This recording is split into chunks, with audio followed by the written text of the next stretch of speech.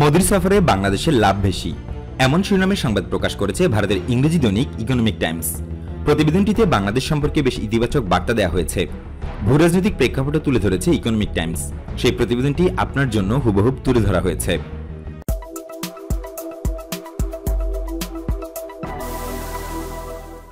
স্বাধীনতার সুবর্ণ জয়ন্তী এবং জাতির জনক বঙ্গবন্ধু শেখ মুজিবুর রহমানের জন্মশতবার্ষিকী উপলক্ষে আগামী সপ্তাহে বাংলাদেশে আসবেন ভারতের প্রধানমন্ত্রী নরেন্দ্র মোদী। করোনা ভাইরাস মহামারী শুরুর পর এটি হবে তার প্রথম বিদেশ সফর।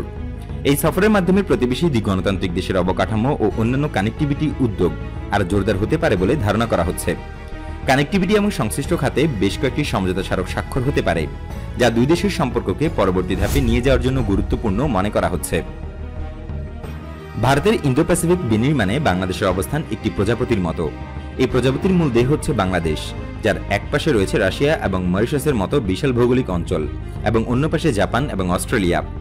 এর ফলে মুক্ত, অবাধ, সুরক্ষিত এবং সমৃদ্ধশালী ভারত প্রশান্ত মহাসাগরীয় অঞ্চলে গুরুত্বপূর্ণ ভূমিকা রাখার পাশাপাশি বৃহৎ অর্থনীতির প্রতিবেশী দেশ থেকেও সুবিধা পেতে পারে বাংলাদেশ।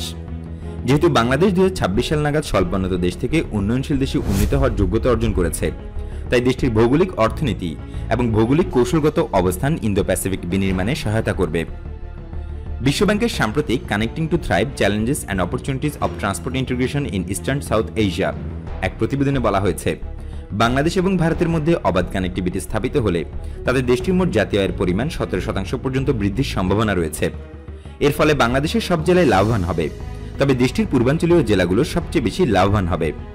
গত কয়েক বছর ধরে দুদেশের সরকার এসব নিয়ে কাজ করছে, যা বেশ কয়েকটি অবকাঠামো কানেক্টিভিটি প্রকল্পের মাধ্যমে গতিও পেয়েছে।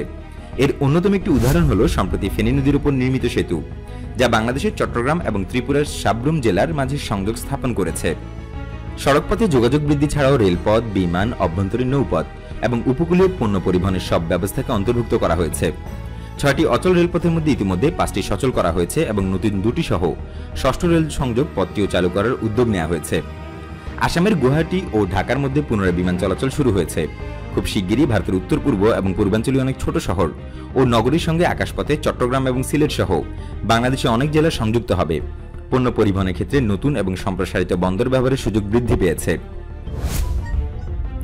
দুই দেশের মধ্যে উপকূলীয় পণ্য পরিবহনের বিষয়ে একটি চুক্তি সই হয়েছে।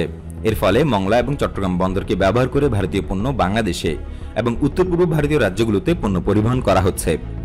বাংলাদেশ এবং ভারতের মধ্যে দ্বিপাক্ষিক বাণিজ্য দৃঢ়ভাবে বৃদ্ধির পাশাপাশি বিনিয়োগ এবং জ্ঞানের আদান প্রদানের ক্ষেত্রেও আরও বেশি মনোযোগ দিতে হবে। বাংলাদেশের বিশেষ অর্থনৈতিক অঞ্চলগুলোতে আরও বেশি বিনিয়োগ করতে ভারতের বেসরকারি খাতের উদ্যোক্তাদের উৎসাহ দেওয়া উচিত নরেন্দ্র মোদী সরকারের। এর ফলে দ্বিপাক্ষিক মান উন্নয়ন জোরদারের পাশাপাশি এটি বাংলাদেশের গ্রামীণ অকৃষি অর্থনীতি, বিশেষ করে হালকা ইঞ্জিনিয়ারিং, ফার্মাসিউটিক্যালস, চামড়াজাত পণ্যের মতো খাতগুলোতে আরও বেশি অর্ধদক্ষ কর্মী সৃষ্টি করবে। এক্ষেত্রে পারস্পরিক জ্ঞানের আদান প্রদান গুরুত্বপূর্ণ স্তম্ভ, যেখানে বিশেষ মনোযোগ দেওয়া দরকার।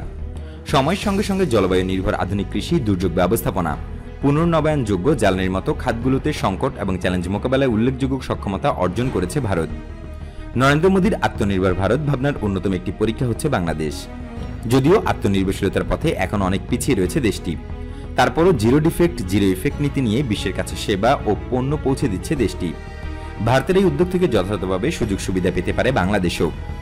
দ্বিতীয়ত, বাংলাদেশ এমন এক প্রতিবেশী যেখানে ভারতের প্রধানমন্ত্রীর দর্শন সবার সাথে সবার বিকাশ, সবার বিশ্বাস এই মতবাদ পরীক্ষা করার ক্ষেত্র। এর কারণ হলো এটা উদ্ভব হয়েছে ভারতের বহু প্রাচীন দর্শন থেকে, যা বর্তমানে মানবকেন্দ্রিক বিশ্বায়নের অন্যতম একটি ধাপ। বাংলাদেশের স্বাধীনতার 50তম বার্ষিকী এবং বঙ্গবন্ধু শেখ মুজিবুর রহমানের জন্মবার্ষিকীর শুভক্ষণে সোনার বাংলা গড়ার সম্মিলিত প্রচেষ্টা আরও গতি পাবে। যদিও আমরা রাজনৈতিক সীমানায় আমাদের দেশ আলাদা, তারপরও আসুন বাণিজ্য, বিনিয়োগ এবং জ্ঞানের সহযোগিতায় আমরা নতুন ধরনের কনফেডারেশনের সন্ধান করি।